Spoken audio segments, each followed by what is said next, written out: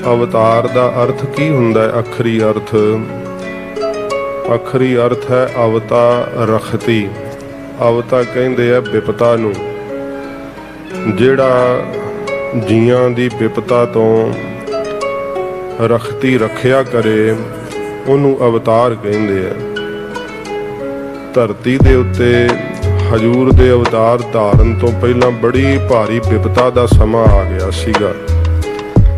ਉਹਦੀ ਬਾਬਤ सतगुरु जी ने बाणी दे अंदर कहा है कि कल काती राजे कसाई। राजे लोग कसाई बन गए सी। धर्म पंख कर उडरिया। कूड़ अमावस सच चंद्रमा दिसै नाही केह चढ़िया।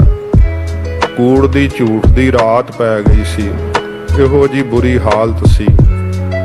झूठे को साचा कर देई सच न्याओ को नाओ ना ले। वड्डियां लै लै करके झूठे नूं सच्चा कर दिंदे सी ते सच दा न्यां दा कोई नाम तक नहीं सी लैंदा। जदों पाप इस कदर वध गया, भाई साहब जी ने जिक्र कीता है कि कल मल होई मेदनी अरदास करे लिवलाए। पापां नाल जदों भर गई ना धरती ते फिर उन्हें लिव ला करके अरदास कीती है। एक मन हो करके अरदास कीती है। भाई गुरदास जी दियां वारां ते भी बहुत कई वारी शंका करदे हुए कहंदे है कि वेखो धरती किवें अरदास कर सकदी है। सतगुरु जी दी बाणी भी कहंदी है, फरीदा जिमी पुछै आसमान। फरीद जी दी बाणी है, जिमी पुछै आसमान फरीदा खेवट किन गए। जालन गोरा नाल उलामे जी सहे। जो साध संगत जी जमीन है ते आसमान है। जिमी पुछै आसमान, आसमान जमीन नूं पुछदा है कि तेरे ते इन्ने खेवट आए है, मलाह आए है, गुरु बन करके जां अवतार बन के आए है, वो किधर गए है? वो कहंदे सब गोरां विच पै गए, कबरां विच पै गए है ते उत्थे बैठे हुए उन्हां दा जिहड़ा जीव आत्मा है वो अलामे सहार रहा खुदा वल्लों कि तुहानू नाम जपाउण वास्ते भेजिया सी, पर तुसी अपनी ही सिफत विच फस करके अपना सारा जीवन बर्बाद कर दिता। हुण आकाश भी पुछदा है ते धरती भी अगों जवाब दिंदी है। सतगुरु जी दी बाणी फरीद साहब जी दे अमोलक बचन दर्ज ने ते साध संगत जी धरती ने अरदास कीती है। क्योंकि पहले युगां दे अंदर जग तप दान ये कर्म सीगे जिन्हां करके धरती टिकी हुई सी। पर कलयुग दे विच कोई भी साधन टिकी नहीं रहा। ना यग टिकदे पे है, ना कोई तप टिकदा, ना कोई दान दा जिहड़ा फल है वो फल रहा है। धरती दे उत्ते जदों पाप ही पाप पसर गया है ते ये भाई साहब भाई गुरदास साहब जी ने भी हवाला दिता है कि भाई इहो जी रात पै गई सीगी कि जीव जेड़े सी ना वो अज्ञानता दी नींद विच अविद्या दी नींद विच सौ गए सी। इहो जी बुरी हालत है। ते जदों धरती ने अरदास कीती है कल मल होई मेदनी अरदास करे लिव लाए। सच्चा सुनिया कन दे धीरक देवै सहज सुभाए। वाहिगुरु ने धरती दी पुकार नूं सुनिया है। धरती दी पुकार सुन करके भाई साहब जी कहते ने सुनी पुकार दातार प्रभ गुर नानक जग माहे पठाया। वाहिगुरु ने पुकार सुनी जिस वक्त धरती दी, फिर गुरु नानक साहब रूप हो करके आप इस धरती ते सच्चे पातशाह जी महाराज ने सरगुण रूप हो करके आउणा कीता। क्योंकि पहलियां युगां विच 14 ਜਾਂ 16 कलां दे नाल साध संगत जी कारज होए सीगे भावें, पर कलयुग दे विच इन्नियां शक्तियां नाल नहीं सी सर सकदा। इस करके अनंत कला होए ठाकुर चढ़िया। अनेकां शक्तियां दे मालक आप वाहिगुरु जी गुरु नानक साहब रूप हो करके संसार दे अंदर अवतारे ते जिस दी गवाही सतगुरां जी दी बाणी भट्टां दे सवैये कि जोत रूप हारे आप गुरु नानक कहायो ताते अंगद भयो तत स्यों तत मिलायो। ਜਿਹੜੇ ਸਾਧ ਸੰਗਤ ਜੀ ਇਹ ਭੱਟ ਹੋਏ ਐ, ਇਹ ਦੇਵੀ ਦੇਵਤਿਆਂ ਦੇ ਅਵਤਾਰ ਹੋਏ ਐ। ਤੇ ਗੁਰੂ ਨਾਨਕ ਸਾਹਿਬ ਜੀ ਮਹਾਰਾਜ ਦੀ ਬਾਬਤ ਜੇ ਕੋਈ ਇਹ ਸ਼ੰਕਾ ਕਰੇ ਕਿ ਮਹਾਰਾਜ ਕਿਸੇ ਸ਼ਕਤੀ ਦਾ ਜਾਂ ਕਿਸੇ ਦੇਵੀ ਦੇਵਤੇ ਦਾ ਅਵਤਾਰ ਸਨ, ਖੁਦ ਜਿਹੜੇ ਬ੍ਰਹਮਾ ਜੋ ਭਿੱਖੇ ਦਾ ਰੂਪ ਧਾਰਨ ਕੀਤਾ ਹੋਇਆ, ਉਹਨਾਂ ਨੇ ਇਹ ਬਚਨ ਕਹੇ ਹੈ ਕਿ ਆਪ ਨਾਰਾਇਣ ਕਲਾਧਾਰ ਜਗ ਮਹਿ ਪਰਵਰਿਓ, ਨਿਰੰਕਾਰ ਆਕਾਰ ਜੋਤ ਜਗ ਮੰਡਲ ਕਰਿਓ। ਸੱਚੇ ਪਾਤਸ਼ਾਹ ਧੰਨ ਗੁਰੂ ਨਾਨਕ ਸਾਹਿਬ ਜੀ ਦੀ ਬਾਬਤ ਭੱਟਾਂ ਨੇ ਕਿਹਾ, ਜਿਨ੍ਹਾਂ ਨੂੰ ਦੇਵਤਿਆਂ ਦੇ ਅਵਤਾਰ ਮੰਨਿਆ ਜਾਂਦਾ ਹੈ, ਕਿ ਆਪ ਪਰਮੇਸ਼ਰ ਨੇ ਜੋ ਸਾਰਿਆਂ ਨਰਾਂ ਦੇ ਅੰਦਰ ਵਾਹਿਗੁਰੂ ਆਇਆ ਹੋਇਆ ਹੈ, ਉਸ ਨੇ ਗੁਰੂ ਨਾਨਕ ਸਾਹਿਬ ਰੂਪ ਹੋ ਕਰਕੇ ਰਾਏ ਭੋਏ ਦੀ ਤਲਵੰਡੀ ਵਿੱਚ, ਜਿਸ ਦਾ ਨਾਮ ਨਨਕਾਣਾ ਸਾਹਿਬ ਪ੍ਰਸਿੱਧ ਹੈ, ਸੱਚੇ ਪਾਤਸ਼ਾਹ ਜੀ ਮਹਾਰਾਜ ਨੇ ਪਿਤਾ ਕਲਿਆਣ ਚੰਦ ਜੀ ਦੇ ਗ੍ਰਹਿ ਵਿਖੇ ਮਾਤਾ ਤ੍ਰਿਪਤਾ ਜੀ ਦੀ ਕੁੱਖ ਤੋਂ ਸੱਚੇ ਪਾਤਸ਼ਾਹ ਜੀ ਮਹਾਰਾਜ ਨੇ ਕੱਤਕ ਦੀ ਪੂਰਨਮਾਸੀ ਨੂੰ ਹਜੂਰ ਨੇ ਅਵਤਾਰ ਧਾਰਨ ਕੀਤਾ। ਤੇ ਸਤਿਗੁਰੂ ਜੀ ਦੇ ਅਵਤਾਰ ਧਾਰਨ ਦੀ ਬਾਬਤ ਜਿਵੇਂ ਸੂਰਜ ਉਦੈ ਹੁੰਦਾ ਹੈ, ਇਸ ਤਰ੍ਹਾਂ ਭਾਈ ਗੁਰਦਾਸ ਸਾਹਿਬ ਜੀ ਨੇ ਕਿਹਾ ਕਿ ਸਤਿਗੁਰ ਨਾਨਕ ਪ੍ਰਗਟਿਆ ਮਿਟੀ ਧੁੰਦ ਜਗ ਚਾਨਣ ਹੋਵਾ। ਇਸ ਤਰ੍ਹਾਂ ਕਹਿੰਦੇ ਜਿਵੇਂ ਧੁੰਦ ਮਿਟ ਜਾਂਦੀ ਹੈ, ਸੂਰਜ ਦੇ ਚੜ੍ਹਨ ਨਾਲ ਤੇ ਪ੍ਰਕਾਸ਼ ਹੋ ਜਾਂਦਾ ਹੈ, ਗੁਰੂ ਰੂਪੀ ਸੂਰਜ ਚੜ੍ਹੇ ਹੈ ਗੁਰੂ ਨਾਨਕ ਸਾਹਿਬ ਜੀ ਮਹਾਰਾਜ। ਗਿਆਨ ਦੇ ਪ੍ਰਕਾਸ਼ ਦੀਆਂ ਕਿਰਨਾਂ ਨਾਲ ਜਿਹੜੀ ਪਾਪਾਂ ਦੀ ਧੁੰਦ ਪਈ ਹੋਈ ਸੀ, ਉਹ ਸਾਰੀ ਸੱਚੇ ਪਾਤਸ਼ਾਹ ਜੀ ਮਹਾਰਾਜ ਨੇ ਜਿਵੇਂ ਸੂਰਜ ਚੜ੍ਹਦਿਆਂ ਹੀ ਆਪਣੀ ਆਭਾ ਲੈ ਕਰਕੇ ਪ੍ਰਤਾਪਮਾਨ ਹੁੰਦਾ ਹੈ, ਛੋਟੀ ਜੀ ਆਜੂ ਵਿੱਚ ਸੱਚੇ ਪਾਤਸ਼ਾਹ ਜੀ ਮਹਾਰਾਜ ਨੇ ਇਹੋ ਜਿਹੇ ਕੌਤਕ ਵਰਤਾਏ ਕਿ ਸੱਪਾਂ ਨੇ ਛਾਂ ਕਰਨੀ।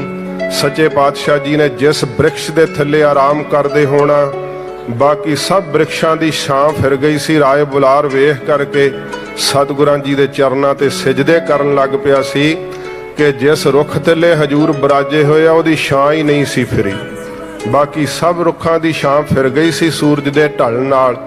ਇਹ ਸਤਿਗੁਰਾਂ ਜੀ ਨੇ ਅਸਚਰਜ ਕੌਤਕ ਜਿਹੜੇ ਸੀ ਆਪਣੇ ਬਚਪਨ ਵਿੱਚ ਵਰਤਾਏ। ਤੇ ਸਤਿਗੁਰੂ ਜੀ ਦੀ ਜਿੱਥੇ ਸਾਧ ਸੰਗਤ ਜੀ ਸ਼ਕਤੀ ਪ੍ਰਤੱਖ ਰੂਪ ਵਿੱਚ ਅੱਜ ਵੀ ਵਰਤ ਰਹੀ ਹੈ, ਜਿੱਥੇ ਸੱਚੇ ਪਾਤਸ਼ਾਹ ਜੀ ਮਹਾਰਾਜ ਜੀ ਨੇ ਸੁੱਕੀ ਖੇਤੀ ਹਰੀ ਕੀਤੀ ਸੀ ਨਾ, ਜੋ ਮੱਝੀਆਂ ਚਰ ਗਈਆਂ ਸਨ, ਤੇ ਰਾਏ ਬੁਲਾਰ ਜੀ ਦੇ ਕੋਲ ਸ਼ਿਕਾਇਤ ਕੀਤੀ ਸੀ, ਤੇ ਸਤਿਗੁਰਾਂ ਜੀ ਨੇ ਕਿਹਾ ਕਿ ਭਾਈ ਆ ਕੇ ਵੇਖੋ ਤਾਂ ਸਹੀ। ਫਿਰ ਉਹ ਸਾਰੀ ਦੀ ਸਾਰੀ ਖੇਤੀ ਉਵੇਂ ਹਰੀ ਭਰੀ ਦਿਖਾਈ ਦਿੱਤੀ। ਤੇ ਉਹ ਸਾਧ ਸੰਗਤ ਜੀ ਗੁਰਦੁਆਰਾ ਸਾਹਿਬ ਅਸਥਾਨ ਸਤਿਗੁਰੂ ਜੀ ਦੀ ਪਵਿੱਤਰ ਯਾਦਗਾਰ ਪਾਕਿਸਤਾਨ ਦੇ ਅੰਦਰ ਸੁਸ਼ੋਭਿਤ ਹੈ। ਉਸ ਅਸਥਾਨ ਤੇ ਇੱਕ ਸਿੱਖ ਦੀ ਲੜਕੀ ਨੂੰ ਸੋਕੇ ਦੀ ਬਿਮਾਰੀ ਪੈ ਗਈ ਸੀ, ਤੇ ਉਸ ਨੇ ਅਰਦਾਸ ਕੀਤੀ ਸੀ ਉਸ ਸਥਾਨ ਤੇ ਕਿ ਮਹਾਰਾਜ ਇੱਥੇ ਆਪ ਨੇ ਸੁੱਕੀਆਂ ਖੇਤੀਆਂ ਹਰੀਆਂ ਕਰ ਦਿੱਤੀਆਂ ਸੀ, ਗਰੀਬ ਨਵਾਜ, ਮੇਰੀ ਲੜਕੀ ਦਾ ਵੀ ਕਿਰਪਾ ਕਰਕੇ ਸੁੱਕਾ ਸਰੀਰ ਹਰਿਆ ਕਰ ਦਿਓ। ਤੇ ਸਾਧ ਸੰਗਤ ਜੀ ਉਹਦਾ ਸਾਰਾ ਸਰੀਰ ਨਰੋਆ ਹੋ ਗਿਆ ਸੀ, ਰਾਜੀ ਹੋ ਗਈ ਸੀ। ਜੇ ਸਤਿਗੁਰੂ ਜੀ ਦੇ ਉੱਪਰ ਕੋਈ ਭਾਵਨਾ ਕਰਦਾ ਹੈ, ਚਾਹੇ ਕਿਸੇ ਧਰਮ ਫਿਰਕੇ ਨਾਲ ਸੰਬੰਧਿਤ ਹੈ, ਹਜੂਦ ਉਹਦੀ ਸਰਦਾ ਨੂੰ ਭਾਗ ਲਾਉਂਦੇ ਹੈ। ਜਿਸ ਕਿਸੇ ਨੇ ਵੀ, ਕਿਉਂਕਿ ਜਿੱਥੇ ਸਾਧ ਸੰਗਤ ਜੀ ਸ਼੍ਰੀਮਦ ਭਾਗਵਤ ਗੀਤਾ ਵਿੱਚ ਉਪਦੇਸ਼ ਹੈ, ਉਥੇ ਕਿਸੇ ਮੁਸਲਮਾਨ ਦੀ ਕਲਿਆਣ ਵਾਸਤੇ ਕੋਈ ਵੀ ਇੱਕ ਅੱਖਰ ਨਹੀਂ ਦਰਜ ਕੀਤਾ ਹੋਇਆ। ਮੁਸਲਮਾਨ ਦੇ ਭਲੇ ਵਾਸਤੇ ਕੋਈ ਉਪਦੇਸ਼ ਨਹੀਂ ਮਿਲੇਗਾ ਕਿ ਇਸ ਨੂੰ ਕੀ ਕਰਮ ਕਰਨਾ ਚਾਹੀਦਾ ਹੈ ਤਾਂ ਕਰਕੇ ਅੱਲਾ ਦੀ ਦਰਗਾਹ ਵਿੱਚ ਪ੍ਰਵਾਨ ਹੋਵੇ। ਤੇ ਪਾਕ ਕੁਰਾਨ ਸ਼ਰੀਫ ਦੇ ਅੰਦਰ ਕਿਸੇ ਹਿੰਦੂ ਵੀਰ ਦੀ ਕਲਿਆਣ ਵਾਸਤੇ ਕੋਈ ਇੱਕ ਸ਼ਬਦ ਵੀ ਨਹੀਂ ਲਿਖਿਆ ਹੋਇਆ। ਗੁਰੂ ਨਾਨਕ ਸਾਹਿਬ ਸੱਚੇ ਪਾਤਸ਼ਾਹ ਜੀ ਮਹਾਰਾਜ ਦੀ ਇੱਕ ਵਾਹਿਦ ਬਾਣੀ ਹੈ, ਜਿਹਦੇ ਵਿੱਚ ਸਾਧ ਸੰਗਤ ਜੀ ਮੁਸਲਮਾਨ ਦੇ ਭਲੇ ਵਾਸਤੇ ਵੀ ਉਪਦੇਸ਼ ਆਵੇਗਾ ਕਿ ਮੁਸਲਮਾਨ ਮੋਮ ਦਿਲ ਹੋਵੇ। ਮੁਸਲਮਾਨ ਕਿਹੋ ਜਿਹਾ ਹੋਣਾ ਚਾਹੀਦਾ, ਪੰਜ ਨਵਾਜ਼ਾਂ ਉਹਦੀਆਂ ਕਿਹੋ ਜਿਹੀਆਂ ਹੋਣੀਆਂ ਚਾਹੀਦੀਆਂ, ਬ੍ਰਾਹਮਣ ਕਿਹੋ ਜਿਹਾ ਹੋਣਾ ਚਾਹੀਦਾ, ਛਤਰੀ ਕਿਹੋ ਜਿਹਾ ਹੋਣਾ ਚਾਹੀਦਾ, ਵੈਸ਼ ਤੇ ਸ਼ੂਦਰ ਕਿਹੋ ਜਿਹਾ ਹੋਣਾ ਚਾਹੀਦਾ। ਸਤਿਗੁਰਾਂ ਜੀ ਨੇ ਸਾਰੀ ਲੁਕਾਈ ਨੂੰ ਸਾਂਝਾ ਉਪਦੇਸ਼ ਹਜੂਰ ਨੇ ਬਖਸ਼ਿਸ਼ ਕੀਤਾ। ਤੇ ਸਾਧ ਸੰਗਤ ਜੀ ਭਾਈ ਗੁਰਦਾਸ ਸਾਹਿਬ ਜੀ ਨੇ ਜ਼ਿਕਰ ਕੀਤਾ ਹਜੂਰ ਦੇ ਪ੍ਰਗਟ ਹੋਣ ਦਾ ਕਹਿੰਦੇ ਜਿਵੇਂ ਚੜ੍ਹਦਾ ਸੂਰਜ ਆਪਣੀ ਆਭਾ ਨੂੰ ਲੈ ਕਰਕੇ ਪ੍ਰਤਾਪਮਾਨ ਹੁੰਦਾ ਹੈ, ਇਵੇਂ ਗੁਰੂ ਨਾਨਕ ਦੇਵ ਸੱਚੇ ਪਾਤਸ਼ਾਹ ਜੀ ਸੂਰਜ ਦੀ ਤਰ੍ਹਾਂ ਉਦੇ ਹੋਏ ਆ। ਜਿਉਂ ਕਰ ਸੂਰਜ ਨਿਕਲਿਆ ਤਾਰੇ ਛਪੇ ਅੰਧੇਰ ਪਲੋਆ। ਫਿਰ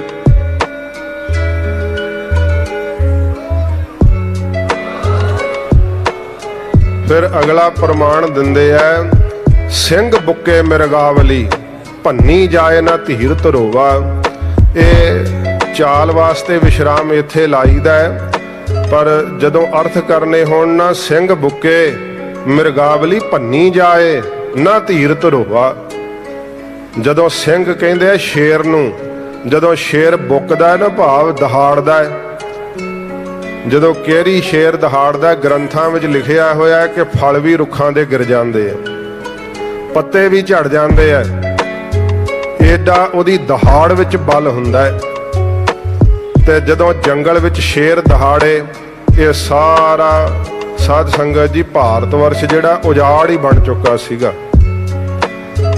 ਜਿਹਦੇ ਵਿੱਚ ਜੀਵ ਇੱਕ ਦੂਸਰੇ ਦੇ ਖੂਨ ਦੇ ਪਿਆਸੇ ਹੋ ਚੁੱਕੇ ਸੀਗੇ ਤੇ ਧਰਮ ਦੇ ਨਾਂ ਦੇ ਉੱਤੇ ਲੜਾਈਆਂ ਹੁੰਦੀਆਂ ਸੀਗੀਆਂ।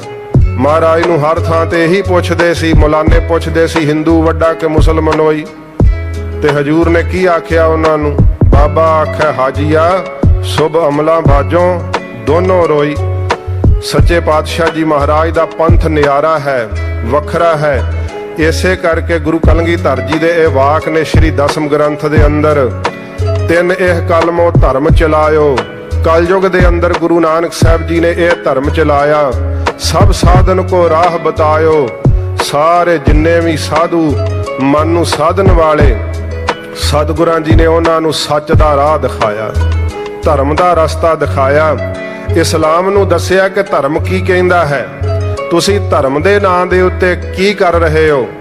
ਤੇ ਮਹਾਰਾਜ ਜੀ ਨੇ ਹਿੰਦੂਆਂ ਨੂੰ ਦੱਸਿਆ ਕਿ ਤੁਸੀਂ ਧਰਮ ਦੇ ਨਾਂ ਦੇ ਉੱਤੇ ਕੀ ਕਰ ਰਹੇ ਹੋ। ਗਰੀਬ ਨਵਾਜ਼ ਸੱਚੇ ਪਾਤਸ਼ਾਹ ਜੀ ਮਹਾਰਾਜ ਜਦੋਂ ਕਾਸ਼ੀ ਗਏ ਐ, ਇਥੋਂ ਦੇ ਵਿਦਵਾਨ ਪੰਡਤ ਹਜੂਰ ਦੇ ਕੋਲ ਇਕੱਠੇ ਹੋ ਕਰਕੇ ਆਏ। ਮਹਾਰਾਜ ਜੀ ਦਾ ਨਾਮ ਬੜਾ ਸੁਣਿਆ ਸੀਗਾ। ਸਤਿਗੁਰੂ ਪਾਤਸ਼ਾਹ ਜੀ ਮਹਾਰਾਜ ਦੀ ਜਗਤ ਦੇ ਅੰਦਰ ਸਾਧ ਸੰਗਤ ਜੀ, ਭਾਈ ਗੁਰਦਾਸ ਸਾਹਿਬ ਨੇ ਜ਼ਿਕਰ ਕੀਤਾ ਕਿ ਮਾਰਿਆ ਛਿੱਕਾ ਜਗਤ ਵਿੱਚ, ਨਾਨਕ ਨਿਰਮਲ ਪੰਥ ਚਲਾਇਆ। ਸਾਰੇ ਜਗਤ ਵਿੱਚ ਗੁਰੂ ਨਾਨਕ ਸਾਹਿਬ ਜੀ ਮਹਾਰਾਜ ਦੀ ਜੈ ਜੈਕਾਰ ਹੋ ਰਹੀ ਸੀ। ਭਾਈ ਸਾਹਿਬ ਆਪਣੀਆਂ ਵਾਰਾਂ ਅੰਦਰ ਗਵਾਹੀ ਦਿੰਦੇ ਐ, ਘਰ ਘਰ ਅੰਦਰ ਧਰਮਸਾਲ ਹੋਵੇ ਕੀਰਤਨ ਸਦਾ ਵਸੋਵਾ। ਇਹੋ ਜਿਹਾ ਗੁਰੂ ਨਾਨਕ ਸਾਹਿਬ ਜੀ ਨੇ ਕਲਯੁਗ ਦੇ ਅੰਦਰ ਸਤਯੁਗ ਲਾ ਦਿੱਤਾ ਕਿ ਘਰ ਘਰ ਦੇ ਅੰਦਰ ਗੁਰਬਾਣੀ ਦਾ ਕੀਰਤਨ ਹੋਣ ਲੱਗਾ। ਵਿਸਾਖੀ ਦੇ ਮੇਲੇ ਵਰਗੀਆਂ ਖੁਸ਼ੀਆਂ ਹਰੇਕ ਦੇ ਘਰ ਵਿੱਚ ਛਾ ਗਈਆਂ। ਇਹ ਸੱਚੇ ਪਾਤਸ਼ਾਹ ਜੀ ਮਹਾਰਾਜ ਨੇ ਇਹੋ ਜੀ ਦਿਗਵਿਜੈ ਕੀਤੀ ਸੰਸਾਰ ਦੇ ਅੰਦਰ, ਕਿਉਂਕਿ ਕਿਹਾ ਨਾ ਕਿ ਚੜਿਆ ਸੋਧਣ ਧਰਤ ਲੁਕਾਈ।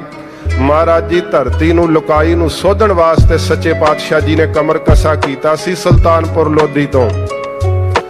ਹਜੂਰ ਨੇ ਬੜੇ ਬੜੇ ਆਕੀ ਥਾਂ ਜਿਹੜੇ ਸੀ ਉਹ ਸਤਿਗੁਰਾਂ ਜੀ ਨੇ ਨਿਵਾ ਦਿੱਤੇ।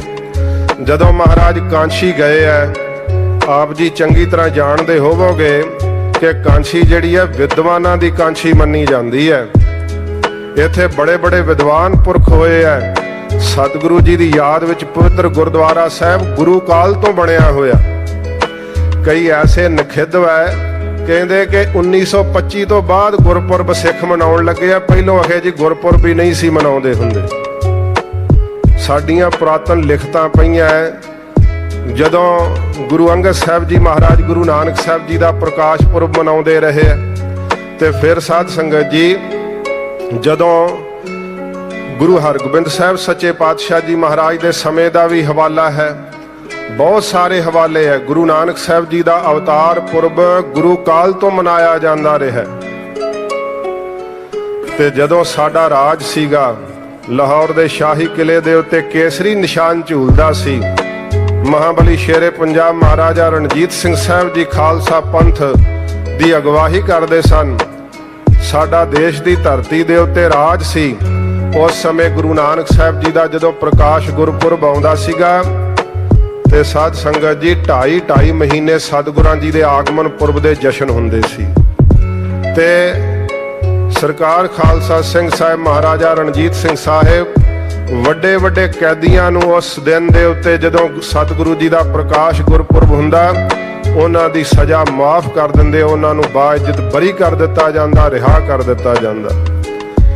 ਤੇ ਉਸ ਇਤਿਹਾਸ ਦੇ ਵਾਕਿਆ ਨੂੰ ਲੈ ਕਰਕੇ ਭਾਵੇਂ ਮੇਰਾ ਇਹ ਮਜ਼ਮੂਨ ਨਹੀਂ, ਪਰ ਮੇਰੇ ਖਿਆਲ ਆ ਗਿਆ ਤੇ ਜ਼ਰੂਰ ਕਹਾਂਗਾ। ਉਸ ਇਤਿਹਾਸ ਦੇ ਵਾਕਿਆ ਨੂੰ ਲੈ ਕਰਕੇ ਪੰਜਾਬ ਸਰਕਾਰ ਨੇ ਕਿਹਾ ਕਿ ਅਸੀਂ ਵੀ ਗੁਰੂ ਨਾਨਕ ਸਾਹਿਬ ਜੀ ਦੇ ਪ੍ਰਕਾਸ਼ ਪੁਰਬ ਤੇ ਕੈਦੀਆਂ ਨੂੰ ਰਿਹਾ ਕਰਾਂਗੇ। 2-4 ਉਹ ਜਿਹੜੇ ਸਾਧ ਸੰਗਤ ਜੀ ਆਪਣੀ ਸਜ਼ਾ ਵੀ ਸਿੱਖ ਪੂਰੀ ਕਰ ਚੁੱਕੇ ਸੀ, ਸਜ਼ਾ ਤੋਂ ਵੱਧ ਜਿਹੜਾ ਸੀ ਉਹ ਜੇਲ੍ਹ ਭੋਗ ਚੁੱਕੇ ਸੀਗੇ, ਉਹਨਾਂ ਨੂੰ ਛੱਡ ਕਰਕੇ ਨਾਲ ਬਹੁ ਗਿਣਤੀ ਵਿੱਚ ਉਹ ਪੁਲਿਸ ਆਫੀਸਰ ਰਿਹਾ ਕਰ ਦਿੱਤੇ ਜਿਹੜੇ ਝੂਠੇ ਪੁਲਿਸ ਮੁਕਾਬਲਿਆਂ ਦੇ ਅੰਦਰ ਦਿੱਤੇ ਹੋਏ ਸੀ। ਤੇ ਉਹਨਾਂ ਨੂੰ ਜੇਲ੍ਹ ਵਿੱਚ ਭੇਜਣ ਵਾਸਤੇ ਉਹਨਾਂ ਗਰੀਬ ਪਰਿਵਾਰਾਂ ਨੇ ਬਹੁਤ ਸਾਰੀ ਮਿਹਨਤ ਕੀਤੀ ਸੀ, ਬੜਾ ਆਪਣਾ ਸਰਮਾਇਆ ਖਰਚਿਆ ਸੀ, ਪਰ ਸਰਕਾਰ ਨੇ ਉਹਨਾਂ ਸਾਰਿਆਂ ਨੂੰ ਰਿਹਾ ਕਰ ਦਿੱਤਾ ਹੈ ਜਿਨ੍ਹਾਂ ਨੇ ਪੰਜਾਬ ਦੀ ਧਰਤੀ ਤੇ ਨੌਜਵਾਨਾਂ ਦੇ ਖੂਨ ਨਾਲ ਹੋਲੀ ਖੇਡੀ ਸੀ। ਸੱਚੇ ਪਾਤਸ਼ਾਹ ਧੰਨ ਗੁਰੂ ਨਾਨਕ ਸਾਹਿਬ ਜੀ ਦਾ ਪ੍ਰਕਾਸ਼ ਗੁਰਪੁਰਬ ਮੈਂ ਬੇਨਤੀ ਕਰਾਂ ਕਿ ਆਦਿ ਕਾਲ ਤੋਂ ਮਨਾਇਆ ਜਾਂਦਾ ਰਿਹਾ ਹੈ।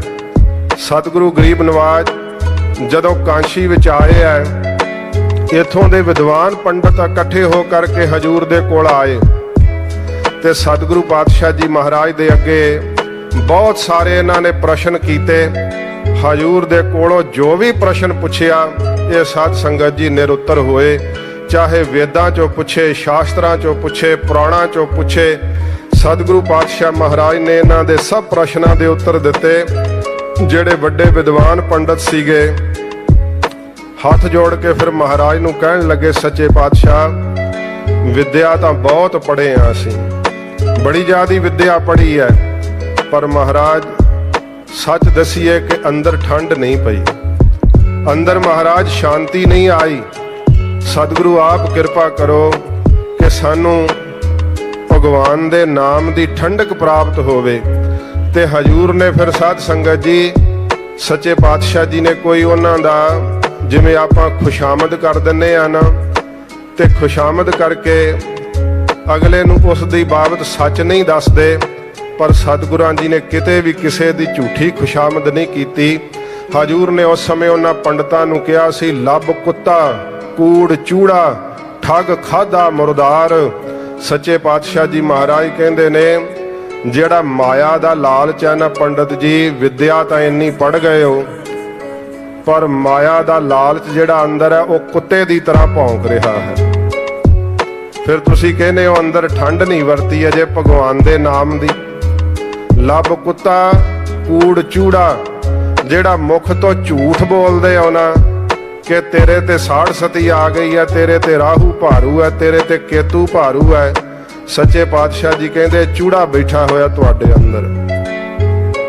ਕੋਈ ਜਾਤੀ ਕਰਕੇ ਮਾੜਾ ਕਹਿੰਦਾ ਸੀ ਨਾ, ਗਲੀਚ ਕਹਿੰਦਾ ਸੀ, ਮਹਾਰਾਜ ਕਹਿੰਦੇ ਤੁਸੀਂ ਕਰਮ ਕਰਕੇ ਗਲੀਚ ਹੋ, ਕੋਈ ਜਾਤੀ ਕਰਕੇ ਗਲੀਚ ਨਹੀਂ ਹੈ। ਜਾਤੀ ਕਰਕੇ ਕੋਈ ਨੀਵਾਂ ਨਹੀਂ ਹੈ। ਜਿਹਨੂੰ ਜਾਤੀ ਕਰਕੇ ਨੀਵਾਂ ਕਿਹਾ ਗਿਆ ਸੀ ਉਹਨਾਂ ਦੀ ਬਾਬਤ ਸਤਿਗੁਰਾਂ ਜੀ ਨੇ ਕਿਹਾ ਸੀ ਕਿ ਨੀਚਾਂ ਅੰਦਰ ਨੀਚ ਜਾਤ, ਨੀਚੀ ਹੂੰ ਅਤ ਨੀਚ, ਨਾਨਕ ਤਿਨ ਕੈ ਸੰਗ ਸਾਥ, ਵੱਡਿਆਂ ਸਿਉ ਕਿਆ ਰੀਸ, ਜਿੱਥੈ ਨੀਚ ਸਮਾਲੀਆਂ ਤਿੱਥੈ ਨਦਰ ਤੇਰੀ ਬਖਸ਼ੀਸ਼। ਜਿਹੜਾ ਮਨ ਕਰਕੇ ਨੀਵਾਂ ਹੋ ਜਾਏ, ਝੁਕ ਜਾਵੇ, ਤੇ ਜਿਹੜਾ ਨਖਿੱਧ ਕਰਮਾਂ ਕਰਕੇ ਮਾੜਾ ਹੈ, ਸੱਚੇ ਪਾਤਸ਼ਾਹ ਜੀ ਮਹਾਰਾਜ ਕਹਿੰਦੇ ਝੂਠ ਬੋਲਦੇ ਹੋਏ ਚੂੜਾ ਤੁਹਾਡੇ ਅੰਦਰ ਬੈਠਾ ਹੋਇਆ। ਤੇ ਠੱਗ ਖਾਦਾ ਮੁਰਦਾਰ, ਜਿਹੜਾ ਠੱਗੀਆਂ ਮਾਰਦੇ ਹੋ ਨਾ, ਸੱਚੇ ਪਾਤਸ਼ਾਹ ਜੀ ਕਹਿੰਦੇ ਤੁਸੀਂ ਮੁਰਦਾ ਖਾਂਦੇ ਹੋ। ਇਹ ਗਰੀਬ ਨਵਾਜ ਸੱਚੇ ਪਾਤਸ਼ਾਹ ਜੀ ਨੇ ਉਹਨਾਂ ਨੂੰ ਸਾਹਮਣੇ ਪ੍ਰਤੱਖ ਕਿਹਾ, ਕਹਿੰਦੇ ਮਹਾਰਾਜ ਸਾਨੂੰ ਨਾਮ ਦਾ ਰਸ ਨਹੀਂ ਆਉਂਦਾ। ਹਜੂਰ ਕਹਿੰਦੇ ਰਸ ਸੋਇਨਾ ਰਸ ਰੂਪਾ ਕਾਮਣ, ਰਸ ਪਰਮਲ ਕੀ ਵਾਸ, ਰਸ ਘੋੜੇ ਰਸ ਸੇਜਾ ਮੰਦਰ, ਰਸ ਮੀਠਾ ਰਸ ਮਾਸ, ਏਤੇ ਰਸ ਸਰੀਰ ਕੇ ਕਹਿ ਘਟ ਨਾਮ ਨਿਵਾਸ। ਇੰਨੇ ਰਸ ਮਹਾਰਾਜ ਕਹਿੰਦੇ ਸਰੀਰ ਵਿੱਚ ਵਸੇ ਹੋਏ ਐ, ਦੱਸੋ ਨਾਮ ਜੋਗਾ ਥਾਂ ਖਾਲੀ ਹੈਗਾ ਤੁਹਾਡੇ ਅੰਦਰ? ਇਹਨਾਂ ਚੀਜ਼ਾਂ ਨਾਲ ਤੇ ਪਿਆਰ ਲੱਗਾ ਹੋਇਆ ਹੈ ਤੇ ਭਾਲਦੇ ਹੋ ਪ੍ਰਭੂ ਨੂੰ, ਪਰਮੇਸ਼ਰ ਨੂੰ। ਇਵੇਂ ਵਾਹਿਗੁਰੂ ਕਿਵੇਂ ਪ੍ਰਾਪਤ ਹੋਵੇਗਾ? ਤੇ ਸਤਿਗੁਰੂ ਜੀ ਕਾਂਛੀ ਤੋਂ ਪਹਿਲਾਂ ਅਯੁੱਧਿਆ ਗਏ ਸੀ ਗਰੀਬ ਨਵਾਜ। ਫਿਰ ਮੈਂ ਸਮਾਪਤੀ ਕਰਾਂ ਕਿਉਂਕਿ ਸਮਾਂ ਹੁੰਦਾ ਜਾ ਰਿਹਾ ਹੈ। ਕੱਲ ਦੇ ਦਿਨ ਦੀ ਹਾਜ਼ਰੀ ਹੈ, ਫਿਰ ਆਪ ਜੀ ਤੋਂ ਖੁਸ਼ੀ ਲੈਣੀ ਹੈ ਕਿਉਂਕਿ ਤਖਤ ਸਾਹਿਬ ਜੀ ਦੇ ਉੱਪਰ ਵੀ ਗੁਰਪੁਰਬ ਹਰੇਕ ਸਾਲ ਬਹੁਤ ਸ਼ਰਧਾ ਪਿਆਰ ਨਾਲ ਮਨਾਇਆ ਜਾਂਦਾ ਹੈ। ਇਸ ਕਰਕੇ ਸੰਗਤ ਦੀ ਇਹ ਆਗਿਆ ਸੀ ਕਿ ਆਪ ਇੱਥੇ ਜ਼ਰੂਰ ਆ ਕਰਕੇ ਹਾਜ਼ਰੀ ਭਰੋ। ਤੋ ਕੱਲ ਦੇ ਦਿਨ ਦੁਪਹਿਰ ਦੇ ਸਮੇਂ ਜਿਹੜਾ ਵੀ ਗੁਰਮੁਖ ਸਮਾਂ ਦੱਸਣਗੇ ਆਪ ਜੀ ਦੇ ਦਰਸ਼ਨ ਸਾਧ ਸੰਗਤ ਜੀ ਉਸ ਸਮੇਂ ਵਿੱਚ ਕਰਾਂਗੇ। ਸਤਿਗੁਰੂ ਜੀ ਇਸ ਤੋਂ ਪਹਿਲਾਂ ਅਯੁੱਧਿਆ ਗਏ ਸੀ, ਜਿੱਥੇ ਬ੍ਰਹਮਕੁੰਡ ਮਹਾਰਾਜ ਜੀ ਦਾ ਅਸਥਾਨ ਜਿਹੜਾ ਸਤਿਗੁਰੂ ਜੀ ਦੀ ਪਵਿੱਤਰ ਯਾਦਗਾਰ ਉਹ ਬਣਿਆ ਹੋਇਆ ਹੈ। ਸਾਧ ਸੰਗਤ ਜੀ ਆਪ ਨੇ ਸੁਣਿਆ ਹੋਵੇਗਾ ਕਿ ਅਯੁੱਧਿਆ ਤੇ ਫੈਸਲਾ ਆਇਆ ਹੁਣ, ਤੇ ਉਹਦੇ ਉੱਤੇ ਸਾਡਾ ਕੋਈ ਪ੍ਰਤੀਕਰਮ ਨਹੀਂ, ਪਰ ਅਖਬਾਰਾਂ ਵਿੱਚ ਇਹ ਖਬਰਾਂ ਆ ਰਹੀਆਂ ਕਿ ਗੁਰੂ ਨਾਨਕ ਸਾਹਿਬ ਜੀ ਮਹਾਰਾਜ ਨੇ ਵੀ ਉੱਥੇ ਜਾ ਕਰਕੇ ਰਾਮ ਜਨਮ ਭੂਮੀ ਦਾ ਪੂਜਨ ਕੀਤਾ ਸੀ। ਇਹ ਸਾਧ ਸੰਗਤ ਜੀ ਸਰਾਸਰ ਗਲਤ ਹੈ। ਜੇ ਗੁਰੂ ਨਾਨਕ ਸਾਹਿਬ ਜੀ ਮਹਾਰਾਜ ਨੇ ਰਾਮ ਜਨਮ ਭੂਮੀ ਵਿੱਚ ਗਏ ਤਾਂ ਸੀਗੇ, ਉਹ ਕਹਿੰਦੇ ਆ ਗਏ ਆ ਤੇ ਪੂਜਨ ਕੀਤਾ ਸੀ, ਪੂਜਨ ਕਰਨ ਹੀ ਗਏ ਸੀ। ਤੇ ਮਹਾਰਾਜ ਤੇ ਫਿਰ ਸ਼੍ਰੀਲੰਕਾ 'ਚ ਵੀ ਗਏ ਸੀ, ਤੇ ਉਹ ਰਾਵਣ ਦੀ ਫੌਜ ਕਹੂਗੀ ਕਿ ਰਾਵਣ ਦਾ ਪੂਜਨ ਕਰਨ ਗਏ ਸੀ। ਮਹਾਰਾਜ ਤਾਂ ਸ਼੍ਰੀਲੰਕਾ ਵਿੱਚ ਵੀ ਗਏ ਸੀ, ਜਿੱਥੇ ਰਾਵਣ ਦਾ ਸਮਾਧਾ ਬਣਾਈ ਫਿਰਦੇ ਆ, ਉੱਥੇ ਗਏ ਸੀ ਹਜੂਰ। ਤੇ ਉਹ ਸਾਰਾ ਵਿਸਥਾਰ ਸਹਿਤ ਇਤਿਹਾਸ ਲਿਖਿਆ ਹੋਇਆ।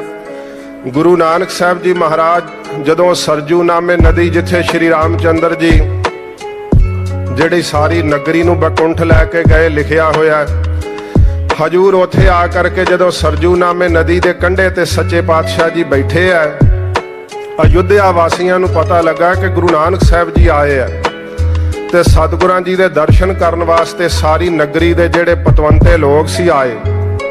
ਹਜੂਰ ਦੇ ਚਰਨਾਂ ਵਿੱਚ ਆ ਕਰਕੇ ਬੇਨਤੀ ਕਰਨ ਲੱਗੇ, ਮਹਾਰਾਜ ਸਾਨੂੰ ਕੋਈ ਕਲਿਆਣ ਦਾ ਮਾਰਗ ਦੱਸੋ। ਸੱਚੇ ਪਾਤਸ਼ਾਹ ਜੀ ਮਹਾਰਾਜ ਨੇ ਕਿਹਾ, ਭਾਈ ਅਸੀਂ ਸੁਣਿਆ ਕਿ ਸ਼੍ਰੀ ਰਾਮਚੰਦਰ ਜੀ ਸਾਰੀ ਨਗਰੀ ਦੇ ਸਮੇਤ ਹੀ ਬੈਕੁੰਠ ਗਏ ਸੀ। ਸੁਰਗਵਾਸ ਰਘੁਬਰ ਕਰਾ ਸਗਰੀ ਪੁਰੀ ਸਮੇਤ ਸਤਿਗੁਰੂ ਜੀ ਨੇ ਉਹ ਹਵਾਲਾ ਦੇ ਕਰਕੇ ਦੱਸਿਆ।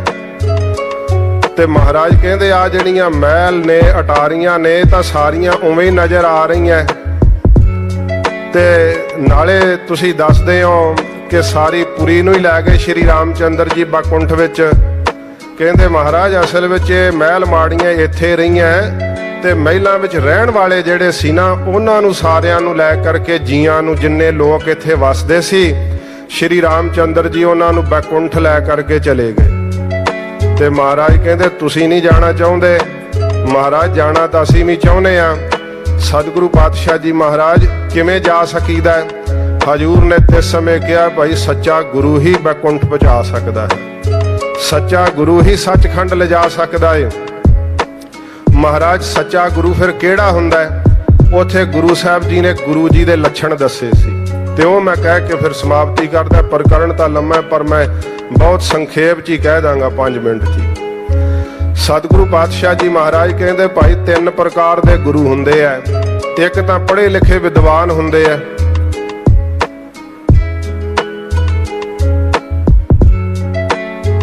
ਤੇ ਇੱਕ ਸਾਧ ਸੰਗਤ ਜੀ ਅਵਧੂਤ ਹੁੰਦੇ ਆ, ਅਨਪੜ੍ਹ।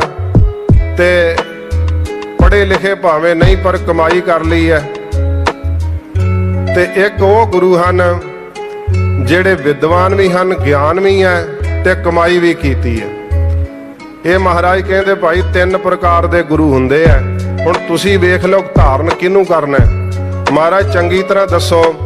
ਹਜੂਰ ਕਹਿੰਦੇ ਭਾਈ ਵਗਦਾ ਦਰਿਆ ਏ, ਤੇ ਇੱਕ ਦਰਿਆ ਦੇ ਕੰਢੇ ਤੇ ਖਲੋਤਾ ਹੋਇਆ ਦੱਸੀ ਜਾ ਰਿਹਾ ਹੈ ਕਿ ਵੜ ਜਾਓ ਦਰਿਆ 'ਚ ਪਾਰ ਹੋ ਜਾਓਗੇ, ਲੰਘ ਜਾਓਗੇ, ਤਰ ਕੇ ਤੁਸੀਂ ਪਾਰ ਲੰਘ ਜਾਣਾ।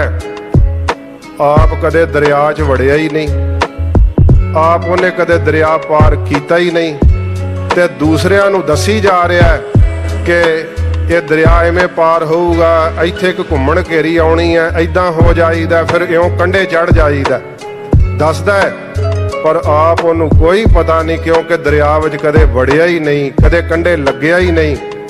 ਮਹਾਰਾਜ ਕਹਿੰਦੇ ਉਹ ਤਾਂ ਉਹ ਨੇ ਜਿਹੜੇ ਵਿੱਦਿਆ ਬਹੁਤ ਪੜ੍ਹ ਲਈ ਹੈ, ਤੇ ਦੂਸਰਿਆਂ ਨੂੰ ਦੱਸੀ ਜਾਂਦੇ ਹੈ ਕਿ ਸਰੀਰ ਇਸ ਤਰ੍ਹਾਂ ਹੈ, ਸਥੂਲ ਸਰੀਰ ਆ ਏ, ਸੂਖਸ਼ਮ ਆ ਏ, ਆਤਮਾ ਇਹ ਹੈ, ਦੱਸੀ ਜਾਂਦੇ ਹੈ, ਪਰ ਕਮਾਈ ਹੈ ਨਹੀਂ, ਆਪ ਨੂੰ ਕੱਖ ਨਹੀਂ ਪਤਾ।